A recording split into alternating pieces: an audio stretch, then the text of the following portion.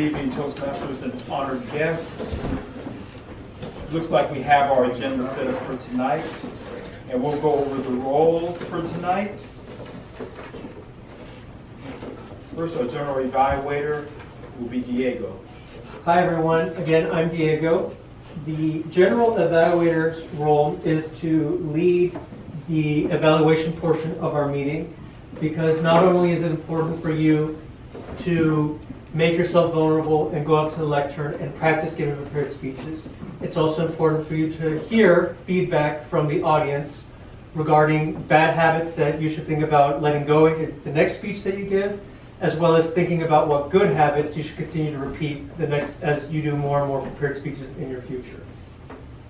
Back to you. Okay, our grammarian and all counter. Are you doing both roles? Or? I'm just doing all counter. Okay, our all counter for tonight will be David. Hi, I'm David. I'll be the all counter for tonight. Not like I'm dying, but like as in filler words, if you're saying you know or like, things like that, because it's important in communication to have silence as well, as we don't have to be talking every second. So that's I'll be counting and recording later. Thank you. What does that say? I'm sorry, forgive me for not being able to read your handwriting. No, that's okay. That's a common problem. Okay. That need to work out. Okay. For grammarian. Peter's doing it. Oh, you're doing it. Okay. Yeah, I'm Peter. This is my first time functioning as a role, so I'll be grammarian, and we'll try to do my best to catch anything that might be helpful. All right, thanks. And our table topics master for tonight will be Cheyenne.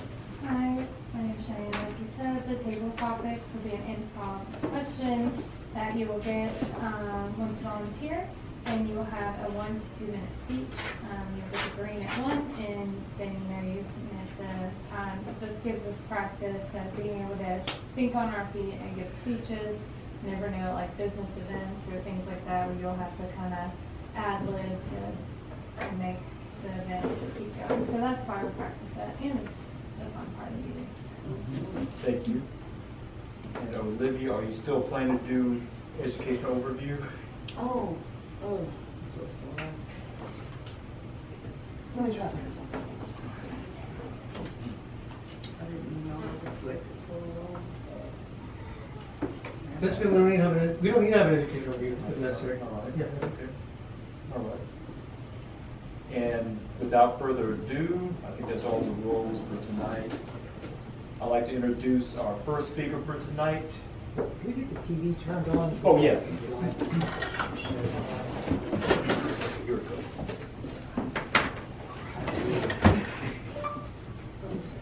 Just for the time.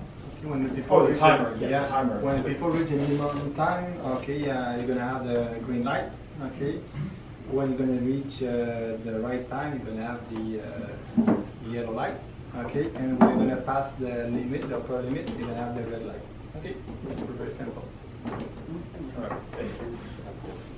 Our first speaker for tonight has been in the club for a few months, and she's done 2 speeches, and she's doing her 3rd tonight, and it's entitled The Restaurant Magic.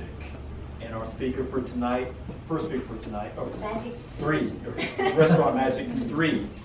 Our first speaker for tonight is Carrie.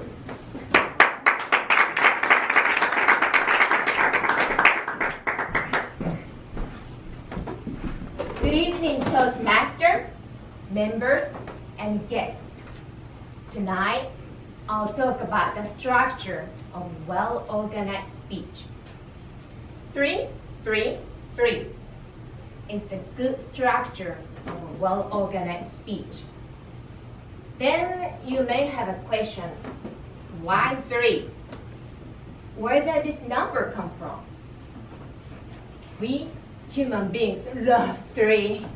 For example, when you start a new habit, such as doing exercise in the morning, drinking 8 glasses of water a day, and learning a new language, stick to it at least for 3 weeks.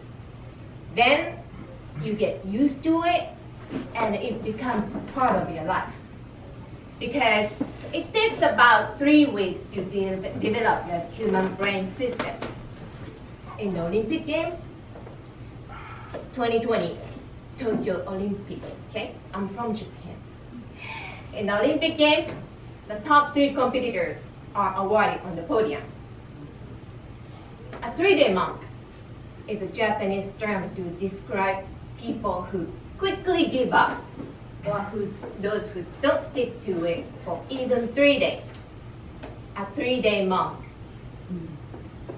You may have more examples, but let's go back to today's topic, the structure of a well-organized speech. Welcome to the restaurant, Magic 3. The first 3 is the big 3, meaning the outline of entire structure for your speech. Introduction, a body, and a conclusion. These are just like an appetizer, an entree, and a dessert for a dinner course.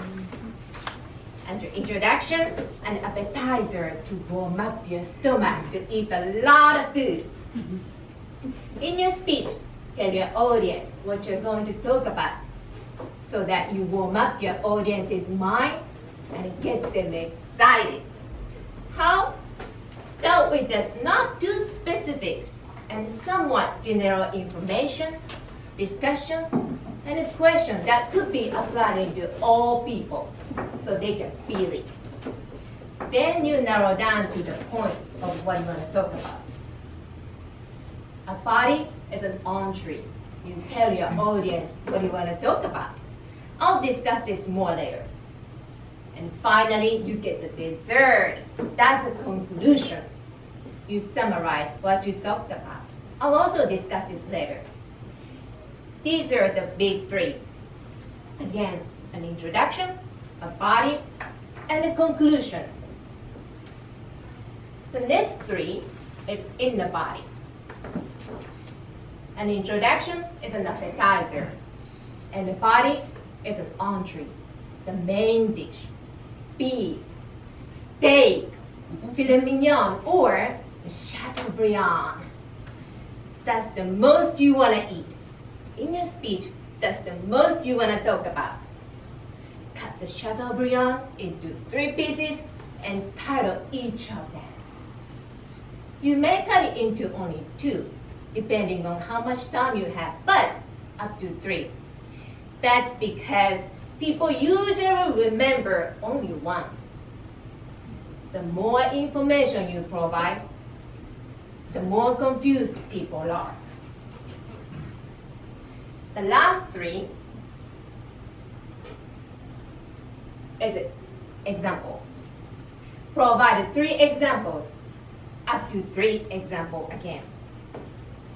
These 3 could be down to 1 because 3 examples may be too many, depending on the case. Again, the more information you give, the harder people understand. So stay clear and simple. In an example, use numbers. For example, Kerry's company reported that they cut 30% of the labor cost with a new computer system. 10 employees used to work all night long, but now only 2. In addition to numeric examples, give your audience an interpersonal episode and share your experience. Human beings are emotional creatures. A story based on your experience is very powerful, persuasive, impressive, and understandable to your audience. The conclusion is a dessert. You summarize what you talked about.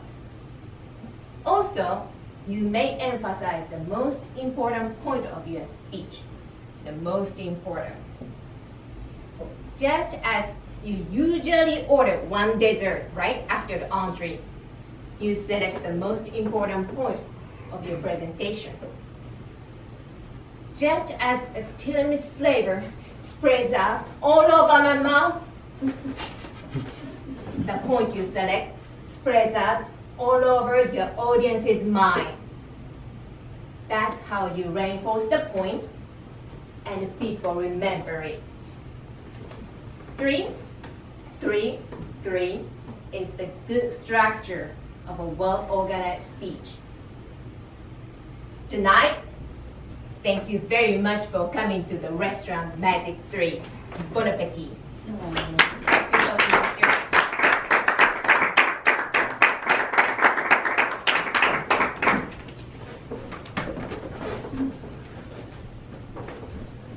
I think that was a good speech, Carrie. Our second prepared speech for tonight is coming from Kyler, and he's been a Toastmaster for 6 months or so. Sounds all right. Okay. Well, the title of the speech is Introduction to airbrushing. Introduction to what? Airbrushing. Airbrushing. Okay, airbrushing. Okay, airbrushing.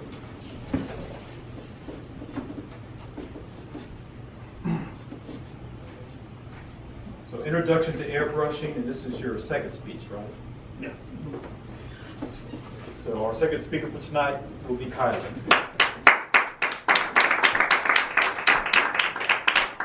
Greetings, fellow Toastmasters and honored guests. So I've recently been asked to do a panel about how to use an airbrush.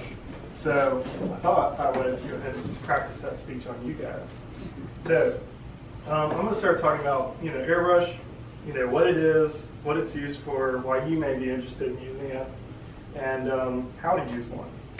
So I brought with me my example of an airbrush. Most people are kind of, either they don't know what an airbrush is, or they know what it is, but they're too scared to use one because it can be kind of complicated if you don't know. So basically, imagine having a spray can, but the control of the pencil. So there's a number of reasons that I would recommend if you're an artist or a crafter, like anything from just regular crafts to fine art can benefit from an airbrush. You can not only do you get more control than a spray can, but you get more use out of your paint. You get more. You can be in more controlled environments. I know most people who've ever done any sort of painting, when you go outside here in Alabama, the humidity screws it up, the wind screws it up. It's really difficult to do. But being able to go inside, you suddenly gain a level of control that you didn't have before. And then finally, you can control the layers and the shading with an airbrush. So I'm going to start with how an airbrush works. The best way to understand or how to use one is to know how it works. So essentially, paint is fed through the top part of the airbrush into the cup, and then it mixes with the bottom part, which is connected to air, with air pressure. So it meets here in the middle and sprays out of the needle, and then the paint is then atomized and sprayed into the surface that you want to use. So depending on the way you want to use it, you can also, whether you're closer or further away from the object you're painting, you will have a more opaque or a thinner layer of paint. So there's about 2 different types of airbrushes. The first one is the single action airbrush, which you may have seen before. The paint connects to the bottom. What I like to use is the double action airbrush, which gives you more control over it. Whereas the single action you only have one button, hence the name single action. You press the button, paint comes out, that's it. So that's good for beginners. But if you want to really get a benefit out of using the airbrush, you really want to get the most bang for your buck, you want to get a double action airbrush. So this one's gravity fed, comes down, and not only does it have the button that releases the air, but you can also pull the lever back, and that pulls the needle back and increases the surface area and the opacity of the paint that you're spraying. So this is good for shading, layering, anywhere between. It gives you, if you want to hit like a wider area or a smaller area, you can get anywhere down to from like this big to a pencil line with a double action airbrush. So the tools that you'll need in order to start airbrushing, of course, is a compressor, the airbrush itself, and I recommend, it's not necessary, but if you can get one or make one, I recommend a spray boot so that you're not breathing any chemicals or paints in the process. There's a lot of water-based paints that are safe, and if you're a water-based painter, you don't have to worry as much, but it's still nice not to be breathing those paint So then I also recommend, if you can, knowing which type of paint you're going to be using in the airbrush. The two main types of paint, well, there's really more than two, but if I had to boil it down, you have water-based paint and then you have solvent-based paint. Water-based paint tends to be thicker, and solvent-based paint is thinner.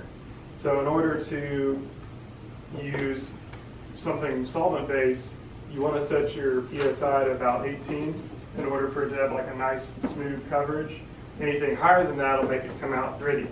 So if you want to use water-based paint, it's a lot thicker, the viscosity is higher. So you want to set it up to about 30 to keep it smooth. Anything lower than that will get it to start to look like an orange peel surface. And that's not what you want if you're airbrushing. So, let's see. And then finally, when you're using the paint, you want to thin it down to a good rule of thumb is probably like a 2% milk consistency. And I recommend also using some airbrush flow improver while you're using it to stop whatever paint you're using from sticking to the needle, which it can dry in the process. So last but not least, when airbrushing, the last process will be to start cleaning it.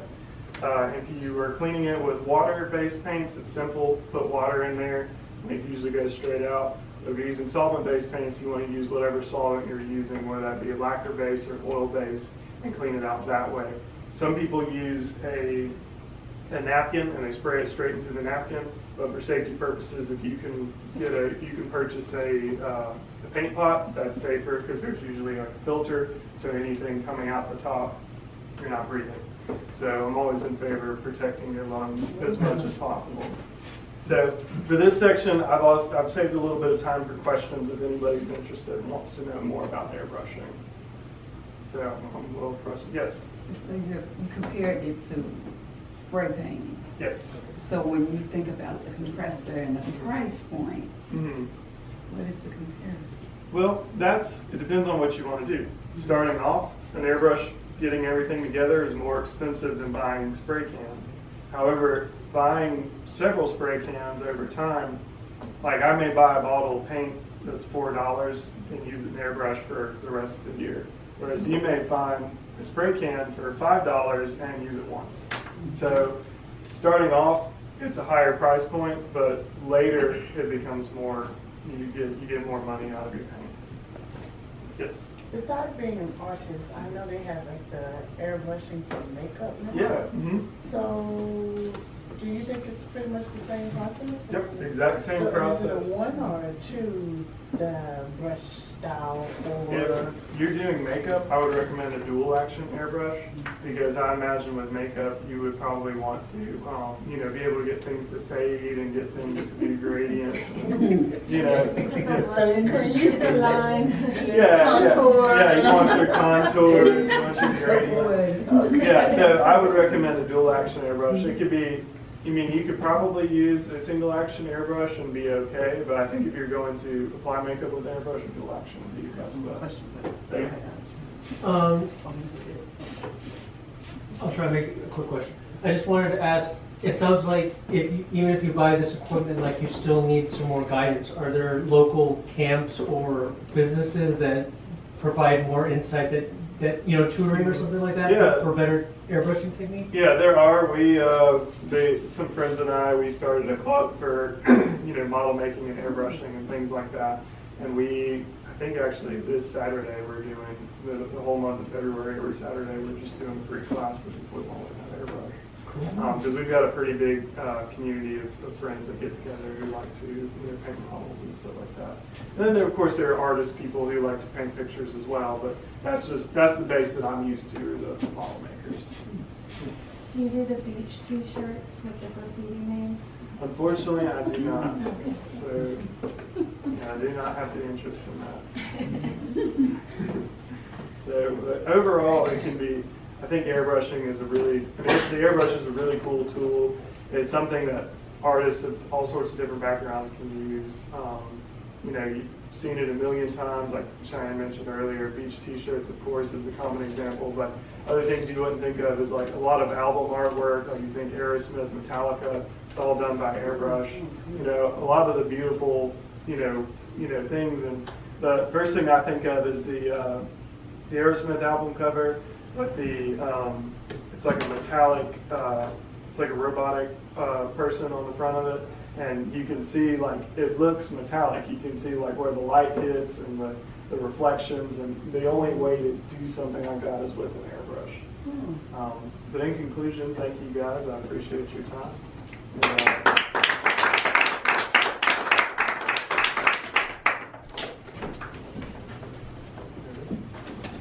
you.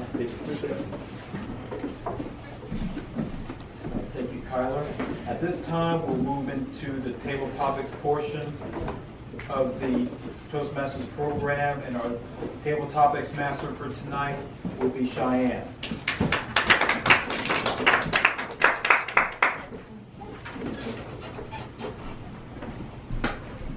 Alright.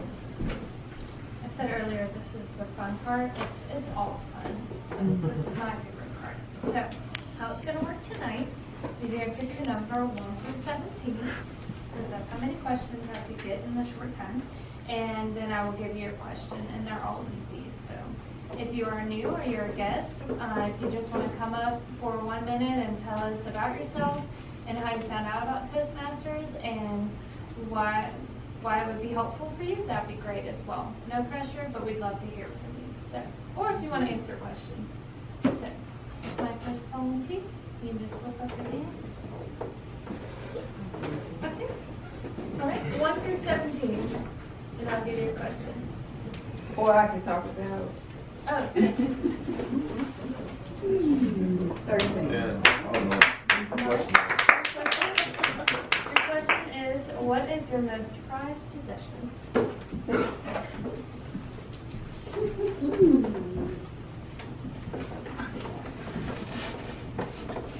Toastmasters and fellow honored guests, what is my most prized possession? I guess it would be my spirituality, which has grown 15 years ago, and my spirituality was tested pretty quickly. So 15 years ago, I think it's February, I do know, it's February 27th, which is my brother's birthday. I was baptized as one of Jehovah's Witnesses. 12 years later, 12 hours later, literally 12 hours later, my youngest brother committed suicide. And it probably shocked, and it shook my world. It really did. And I did a lot of questioning. But I stood faithful. It was about to be 15 years in my faith, and it was strengthened by that experience. Not only did he commit suicide, he was missing for 3 weeks. And the condition, he had committed suicide. It's funny because to get baptized is full submersion, at least. That's what I believe. Jesus was fully submerged. There was no sprinkling. My brother committed suicide in the Calsad River in Chicago, Illinois. And he was fully submerged for 3 weeks. So something else is born. To go and identify that is something else is born, and that's what baptism means, is you fully submerge a sinful body. You don't come out unsinful, you just submerge your habits and you surrender them to your higher power. So that's what I did that day. He did something, he chose to do something different that day. And from them both, I have grown. I've grown in love with my siblings, with my brothers and sisters, and also in a deeper love for my faith, because I know that's where fully grown. Thank you for sharing. That's really powerful. I like that you went with something that is not tangible. It's not a physical thing. Because sometimes we forget that those are not most important. So thank you for sharing. So, I'm sorry, your name again? Spencer. Would you like to answer a question, or would you like to tell us about yourself? I'll answer a question. That'd probably be easier. So name number 1 through 17. Let's go with 6. Okay, number 6. What was your last major accomplishment?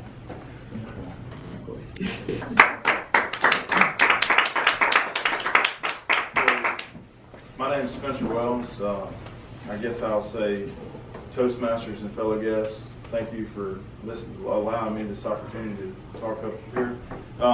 So what was my last major accomplishment? So I would define that getting through college. I went to college at a later age in life. I started the third time. So she talked about threes, you know, great accomplishments and successes come in threes. So my last greatest accomplishment would definitely be completing college. So I came out of the military.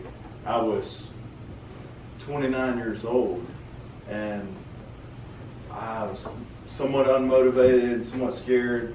English scared me. Everything, I had fears. And so I turned those fears into motivation, and I evolved it, and it helped me overcome college. And I realized that if you can turn that fear into a motivation, you can accomplish anything. So I was able to accomplish the equivalent of 5 years in 3 years. So I would take 15 to 18 hours a semester and study as much as I could. And it was not easy, but it was a humbling experience to say the least. So to tell you what I did as far as college, I went to Middle Tennessee State University, and I majored in aerospace. So coming out of the military, I used to work on helicopters, and I did avionics and electronics. And then we also loaded the weapon systems and helped maintain the helicopter. But I wanted to be in aerospace, so majored in aerospace, and then I pro pilot, aviation management, and then I have a business minor. And also, with all this going on, I was learning how to fly. So I have a lot of my ratings, but I would say that's the biggest accomplishment, a major accomplishment I've had, is getting through that whole process, and it really teaching me that if you turn fear into motivation, you can accomplish anything.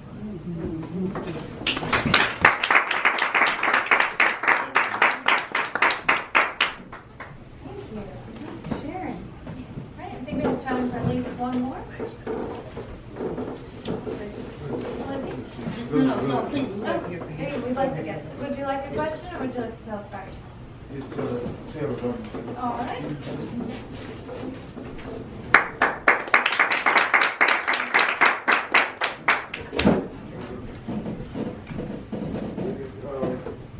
Toastmasters Club. My name is Cedric Coleman. I'm here. What brought me to Toastmasters, my cousin in Atlanta has his own tech business, and he wants me to try to bring me aboard. He gave me the app Meetup, and I seen about Toastmasters and one downtown. I know I need to get my communication skills up because I never spoke in an organized environment. And he said I don't have to go in rooms with people, compete with people.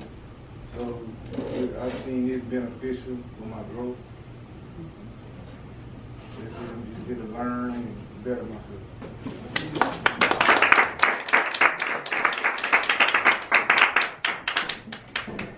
All right, we have time for one more.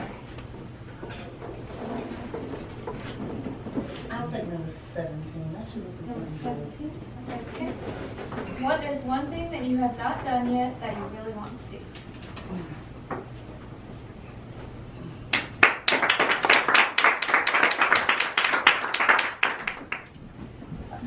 Good evening, Toastmasters and guests. My name is Olivia Carter. And to answer the question, what is the one thing that I haven't done that I would like to do? And that is go to the first aqueducts in Rome to see the first underground, I know it sounds weird, but it's the first underground sewage system. But it's not because I have a desire for sewage, but because I don't. But just to look at the mindset of the people back during that time, and it's mind-boggling or baffling because we don't understand how some things were built back then without use of the technology that we have today, where did these pyramids come from, or how did these people, or the Mayan ruins and stuff like that, how did they do that without today's technology? My problem with going to this bucket list place is that I do not like to fly. Everyone that knows me here knows my fear, or not fear, or just the unwillingness to get in a plane. I have flown quite a few times. I don't like it. So I'm going to have to impress upon a cruise line to get me there and back, because that's something I definitely want to do. And I said I was going to stop using the term bucket list, even though originally I did use that term frequently. But a bucket list seems like something you want to do before you die. And because I have asked God for longevity to give me all of the days that was originally designed for me, this is not something that I'm trying to hurry up and do before my untimely demise. This is just something that I want to do because I want to do it. So that's what I haven't done is want to do, and don't know how I'm going to do it unless I can catch a boat.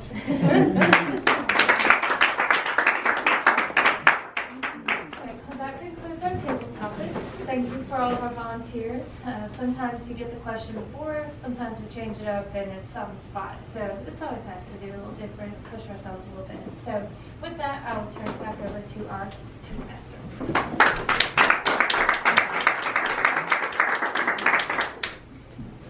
At this time, we'll go into our evaluation period. Our general evaluator for tonight will be Diego.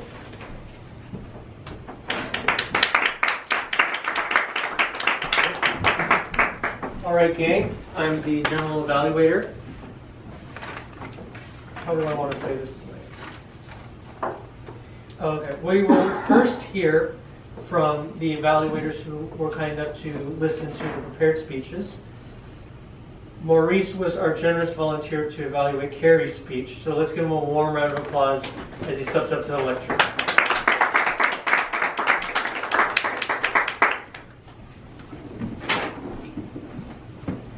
So tonight, I was privileged to evaluate Carrie's speech, The Restaurant Magic 3. And it was a good speech about speech structure and the fact that it takes about 3 weeks to get into a habit of something that maybe you haven't done before, but you want to get into the habit of doing it. And there's many applications for the number 3. And I'll go over some of the points here, the general comments. She excelled at her enthusiasm throughout the speech and also her assertiveness of her voice. And to challenge yourself, just continue improving and keep that same enthusiasm through all your speeches from here on out. The evaluation form, I'll go over those points. Clarity, she showed good clarity of voice. Vocal variety, she incorporated a good amount of vocal variety. Eye contact, she maintained good eye contact with the audience. Gestures, she used well-timed gestures. Audience awareness, the audience was engaged with the speech topic. Comfort level, the speaker was very comfortable in presenting the speech. Interest, the audience appeared very interested in the speech topic. And applied feedback, the speaker successfully incorporated the feedback from the last speech into this speech.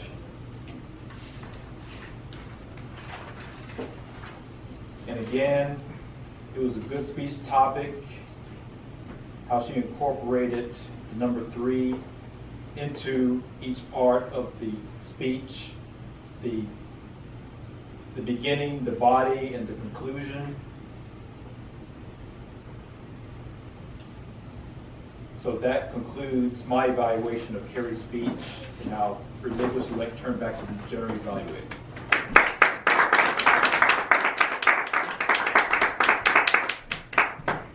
Just a few comments about Carrie that I wanted to share as well. Carrie, I think you're probably the first Toastmaster I've met who, within a few speeches, has been working so hard on looking away, not counting on notes. I was very impressed by that. I usually see Toastmasters start working on that technique probably around speech 5 or 6. And I know this is probably one of your earlier speeches, so I think that's a really great habit that I was very, very impressed to see. So I'm looking forward to the next speech you deliver. But now I don't want to take attention away from Kyler's great speech that I had the opportunity to evaluate. So I will share a few comments I would like to make about Kyler's speech. So Kyler, it is clear that it's very natural for you to have a very conversational tone with your prepared speeches. I felt like you were just talking straight out, like one-on-one with any audience member. So I think that's a really great atmosphere and energy you bring to the lectern that I think you should continue to exercise. I think a great way to increase this conversational tone to your speech is adding more eye contact into your speeches. I felt like 50% of the time you were looking at us, and then 50% of the time you were like looking away at another object in the room.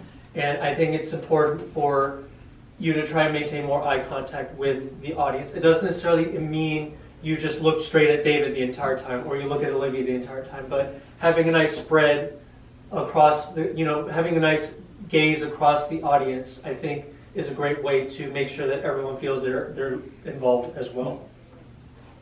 I think a great sign of mastery on your part that I saw tonight was incorporating that Q&A section into your speech.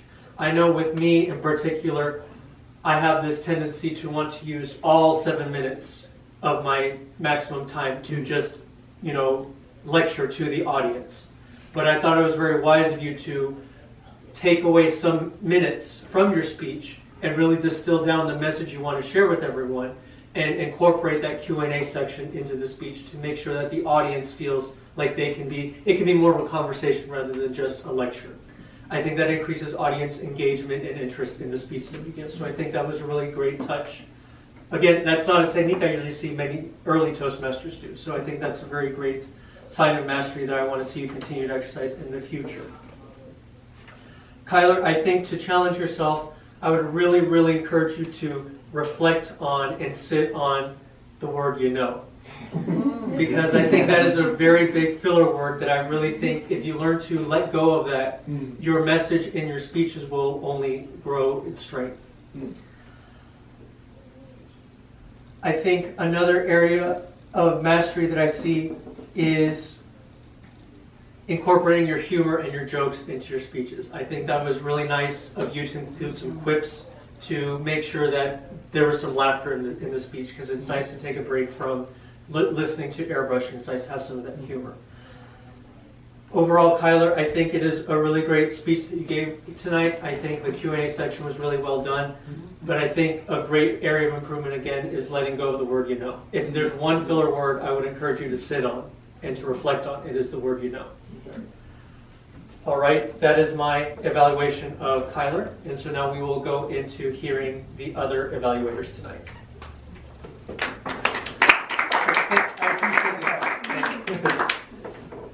Okay, let us hear first from Peter, who will share with us the grammarian's report. Okay, so Carrie, it's very difficult because your grammar is very good. So these are very detailed things I was trying to pick out. So I think you said such as doing exercise in morning. I'm trying to shoot for brevity. So such as exercise in the morning. Doing exercise versus exercise. Such as exercise in the morning. Exercise in the morning. You don't have to say doing exercise. This is I don't even know if this is necessarily incorrect, but these are just like an appetizer. You can just take out, these are like an appetizer. It's an extra word that isn't really providing any more information in that statement. And just in context, you are very succinct, and every word you say has a lot of meaning to it. So this is really not even an issue. But think, okay, one sentence you said was human beings is an emotional creature. You could have said human beings are emotional by nature, maybe, but human beings is an emotional creature. I think the singular plural doesn't match plurality. Yeah. Yeah, so we're agreed. Yeah, right. Yeah. Okay. And that's it. Yeah. Oh yeah, no problem. Kyler, just to reiterate, Diego, you know, and then so. Yeah. What I noticed is that, you know, because the speech is more colloquial and it's very, like you're talking to someone, so when you're talking about a general topic, I can tell you lots of information, lots of knowledge. So when you start to explain something, you go off in that direction and then you interject it with more detail from something else. So then it ends up becoming like a run-on sentence. Does that make sense? Yeah, that makes sense. And then the Q&A was better because people are asking you very specific, focused questions, so you could just target onto that answer very well. I think you said stuff like that, just a filler word when you're answering a question. But that's about all I have. Okay, cool. Thank you. Do you want me to give more to other speakers or just the two? No. If you have any other comments, yeah, please share. sure. Yeah, that's your responsibility. Okay. Spencer, same thing. So I think the word "so" is used when you're trying to formulate a thought, and then you plug in "so." And then you said "talk up here," so I think you're trying to say that thank you for letting me talk up here. I think that's fine, or you just say thank you for letting me speak. So we know.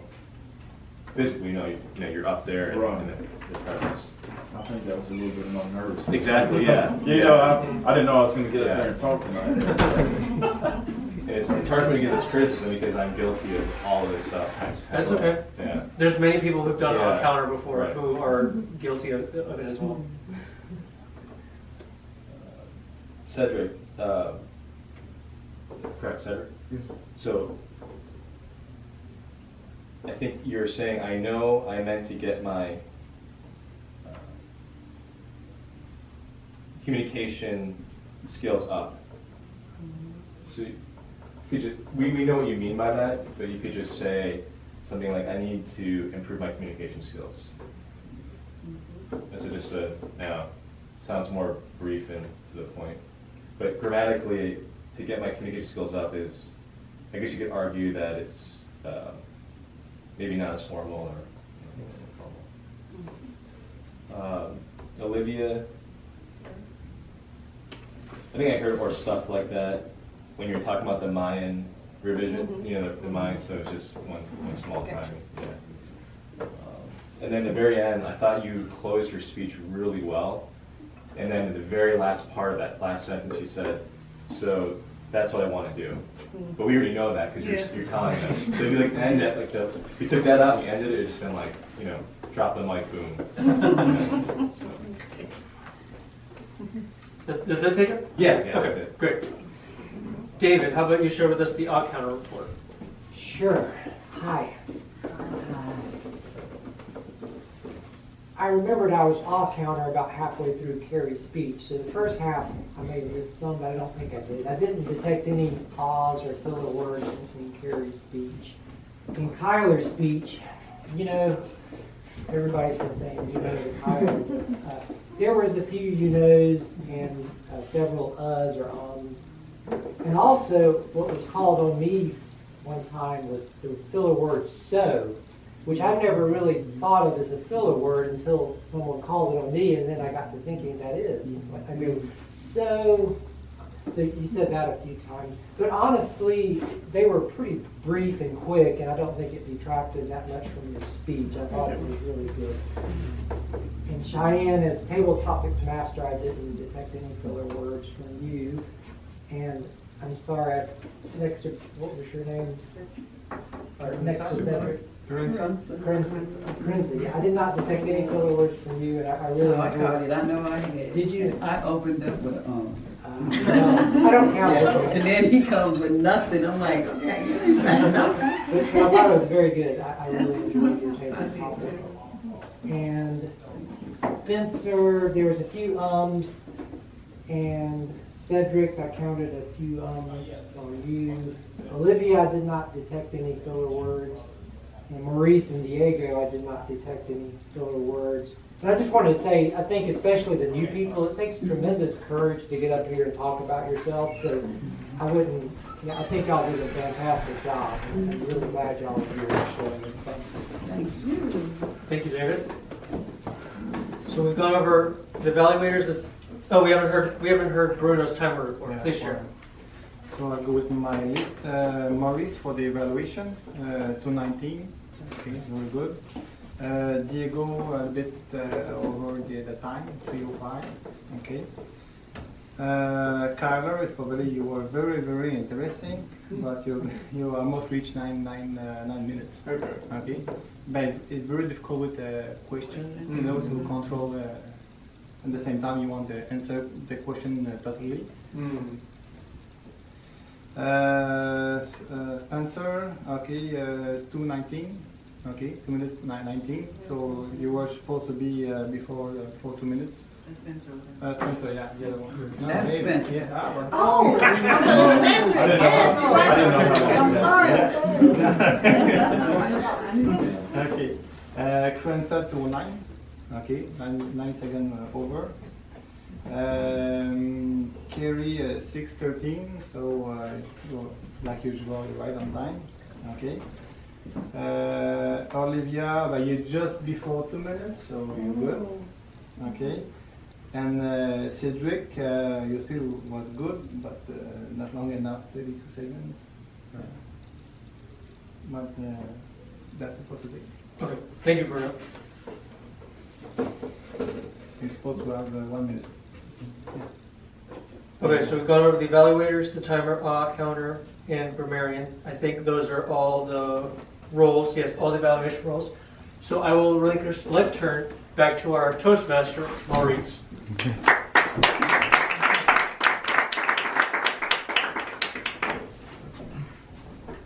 Do you still want to do I educational? found one. I found a little something we could talk about. Okay. At this time, our educational overview will be done by Olivia.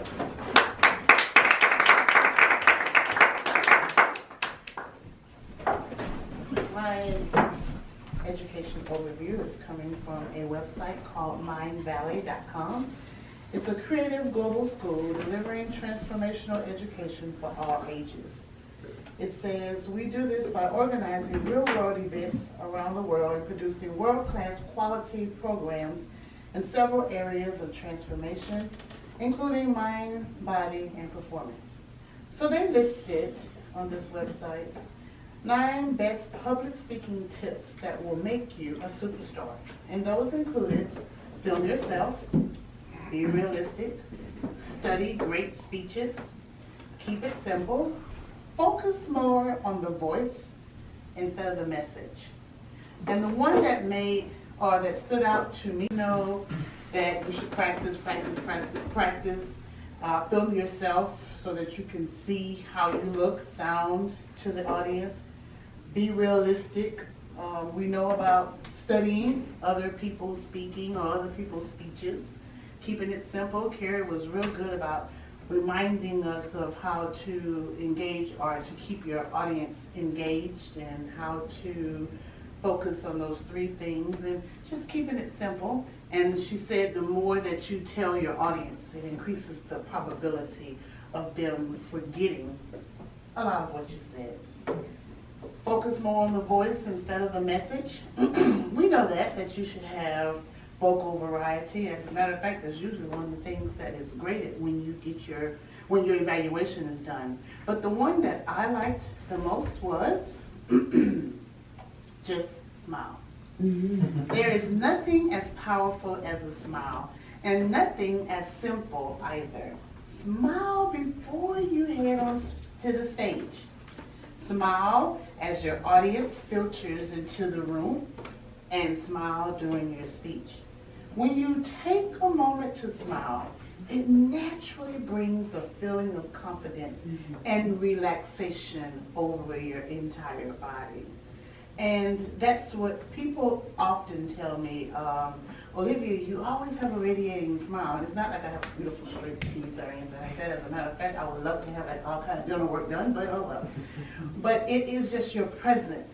And it's something that we all can do. It does not require you to be a great speaker or a great leader, but you start the tone. I tell people at my job all the time, I'm piping in the sunshine today, I'm bringing in the sunshine, and you can do it. We all have that power to smile. Just put on it, and I'm telling you, it will not only change the way you feel, but it will change all those around you. If you continue to smile and people see that, they are going to respond, I promise. I have it happen to me all the time, and now I do it on purpose because I know that I have changed lives just by smiling. So I'm just encouraging you to do that as you go into your speeches or leadership or whatever reason. Like for you, Cedric, when you're trying to work with your cousin on a business, and apparently you're going to be looking to get business partners or looking to, you know, maybe sell a product or a service or what have you.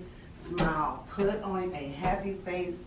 That is your first line of defense, and it makes the most difference in the world. So just be happy and enjoy your speaking. That's my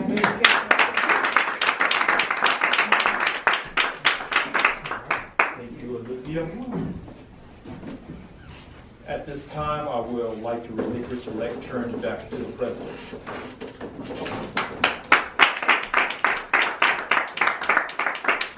Thank you, Maurice. Thank you all for participating in a great meeting tonight. Let's make sure we continue this energy for the next meeting. We do have a few minutes before we recess the meeting. Let us see who is on the docket for next week.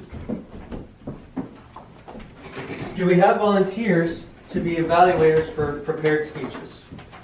We have 2 prepared speeches next week.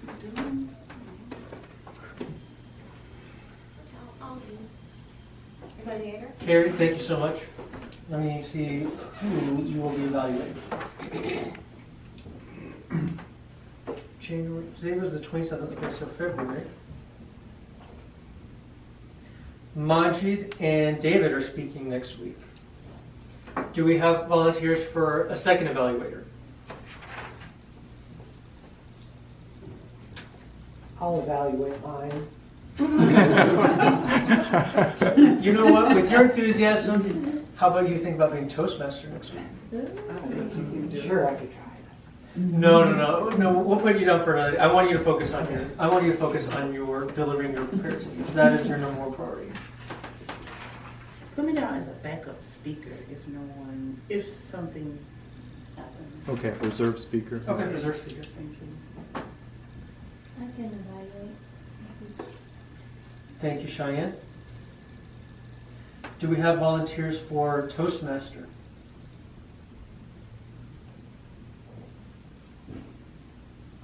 What about grammarian or counter?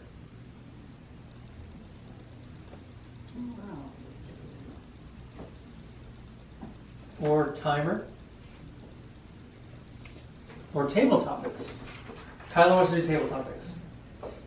I'll do general evaluating. Okay, thank you, Lily. I don't think I've ever done table topics before. So. Excellent. You're going to be getting out of your comfort zone. That's very important here at Toastmasters.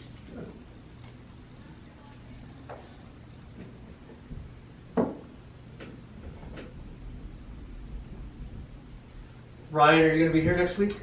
I believe so. Would you be willing to do timer? Sure, I can time. Thank you.